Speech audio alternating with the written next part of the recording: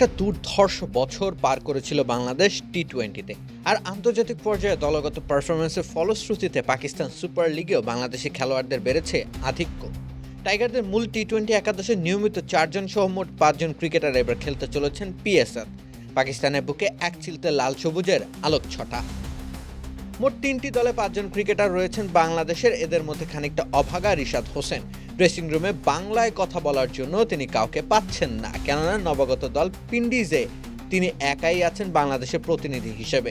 নাহিদ রানা এদিক থেকে অবশ্য নিজেকে একটু ভাগ্যবান ভাবতেই পারেন।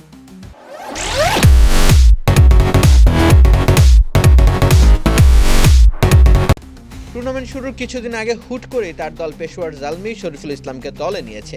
বাংলাদেশ প্রিমিয়ার লিগের রীতিমতো রেকর্ড গড়েছিলেন তিনি। 26খানা উইকেট যুক্ত হয়েছিল তার ঝুলিতে। স্বাভাবিকভাবে তার চাহিদা বাড়ার কথা ছিল, কিন্তু নিলামে অবিকৃত শরীফুলকে সরাসরি চুক্তিভুক্ত করেছে পেশোয়ার জালমি। তিনি পঞ্চম ক্রিকেটার হিসেবে বাংলাদেশি খেলোয়াড়দের সংখ্যাটা বাড়িয়েছেন। নিলামের আগে থেকে মুস্তাফিজুর রহমান লাহোর কালান্দার্সে ছিলেন, সেই দলের তরুণ ওপেনার পারভেজ হোসেন ইমনকে যুক্ত করা হয়েছে। রিশাদকে নিলাম থেকেই খরিদ করেছে উইন্ডিজ।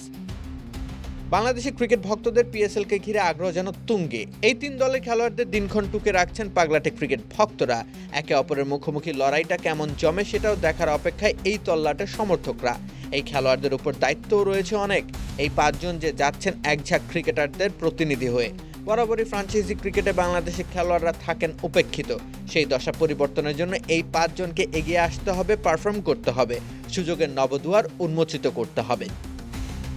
রাকিব হোসেন রুম্মান, খেলা ৭১।